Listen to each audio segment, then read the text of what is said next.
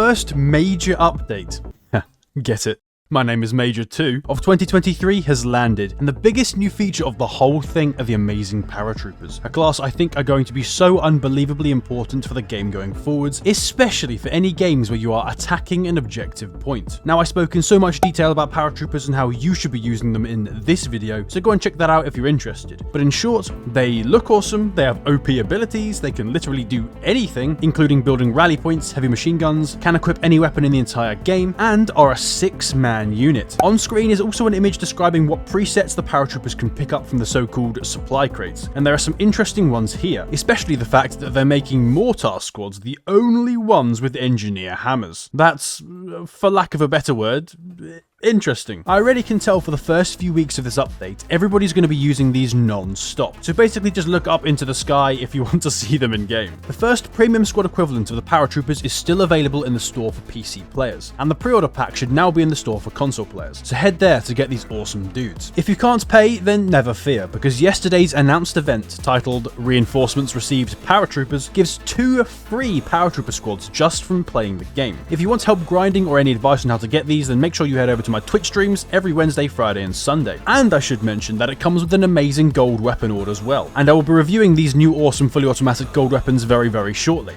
All of them. So make sure you're subscribed so you don't miss it. And if none of what I just said suits you and you're away from your grind right now, once again, never fear. It says there will be new Paratrooper squads for you to get in the coming months. One of the best things in this update though is the new preset system. This will allow you guys to save loadouts of soldiers and switch between them super easily, without wasting time and perhaps forgetting to give your dude a grenade or a medkit or something, as commonly happens right now when trying to do it quickly. This will also be super important for the new battle rating and matchmaking system, where you can save loadouts of low BR weapons, BR meaning battle rating, such as bolt actions, to play in lobbies against players with similar equipment, or the opposite with high BR weapons like assault rifles. So make sure you utilize these, especially when the big update drops in the future, as it's going to be way too important going forward. And just below it is something that I've known about for a while actually, but wasn't going to reveal it until now. Custom home screens. Players can create unique and awesome menu screens, which will be visible in the loading tabs, logistics screens, upgrade tab, and soldier appearance areas. They can be parts of your favorite maps or entirely new areas that will be unique to you. I actually love this change so much, and I can't put it into words. I think it's just so unique to the game. I will also be making guides in the next few days for you guys on how to change your home screens and how to use the weapon preset system, so keep an eye out for that. And then how can we forget about all the other awesome changes to the game? Let's go through the important ones now that you guys need to be aware of. The first of these is that they adjusted the angles of some weapons on the screens where you look at their statistics in game, which is actually super helpful for me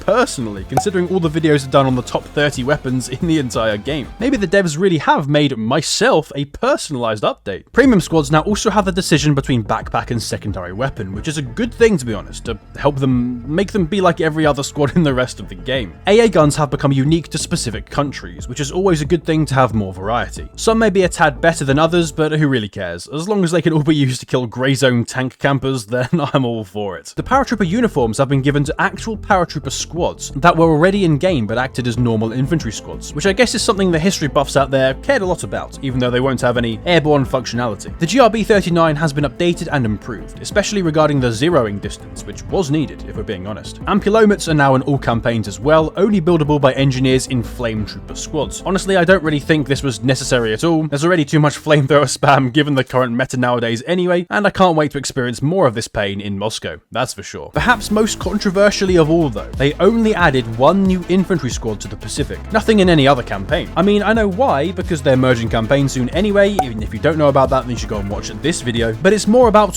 what they added today. The M2 carbine for Pacific allies, the Americans. What Darkflow have clearly done is realized how stomped the Americans are by the Japanese in that campaign at the moment, which is pain I constantly go through on stream, and thought, how can we completely 180 this? I know, add the best American weapon in the entire game in order to make the Japanese's equivalents worthless. Now that's not to say the Type 4, basically a Japanese M1 Garand, is bad, but that the M2 carbine is just so much better, especially because it's fully automatic. I really don't think this was a good idea.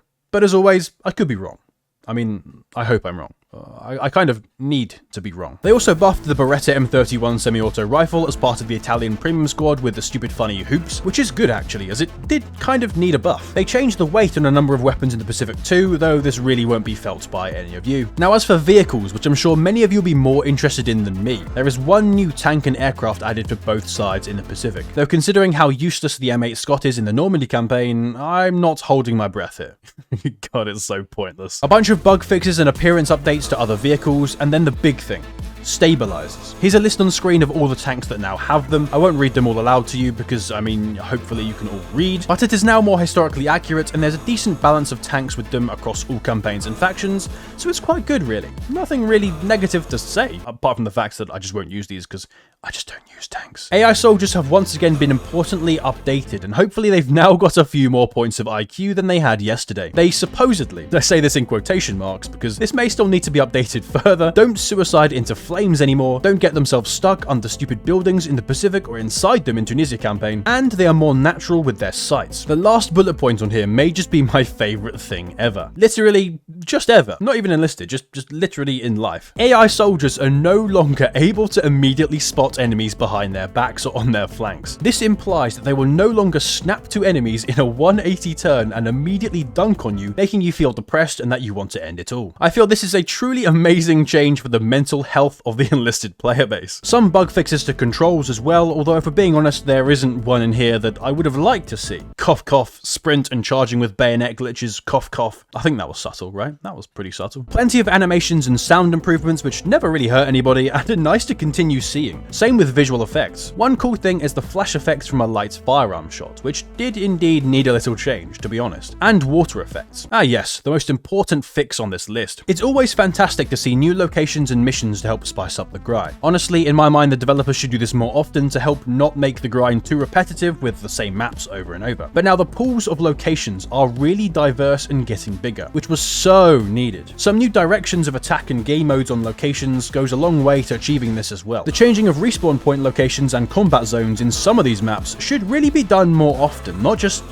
every few months. Particularly with the new matchmaking systems coming soon. Map balance and equality is more important than ever. So please, please, please do more of these, Darkflow. I could talk for days and days about certain maps and their pros and cons as a tactical and strategic player, myself a high-level gameplay, so I won't talk about it here. So make sure you're in our massive Enlisted Discord server if you want to discuss how to approach maps, how best to win games, and all the like. The replay mod needed way too many updates as it was very, very buggy, so it's good to see these things here. But to my knowledge, they still haven't made it so you can go backwards or watch something in reverse. So for the love of God, Darkflow, please. And once again, I beg, please add live spectator mode to custom games. The opportunities with that would be endless. And lastly is the section of other improvements and changes, and some of these are graphical and optimization changes. This game can literally run on a toaster, and it's so good to see them continually improving this. As a free game, this is so important, and one of the best things that the devs are doing to improve the game as a whole. More Battle Hero Awards is another super underappreciated change by the player base. If you don't already know, getting at least one, even better if two, of these gives you significantly more XP from battles, reducing your grind. You may not immediately realize this, but for the majority of you guys watching, this will go so far for you. Fixed a bug that would appear when trying to rejoin players in a squad, refers to when you get disconnected from a game and try to rejoin back. There was some weird glitch which meant you couldn't actually rejoin and play the game once you disconnected, and I encountered this on stream a lot. But now, it's finally fixed, and I am so unbelievably happy about it. Thank you, Darkflow. You truly have answered my prayers. This must be an update designed for me. It's so clear now. I'll be making loads more videos in the coming days diving into more detail about the ins and outs of this update and what you guys should do, so like this video if you'd like to see that. Special thank you to all my supporters including Vertix, Ecolo QE, Laszlo Berry, Narflex, Vendertrex and Kitsune, and I hope you guys are as hyped as me for the amazing update.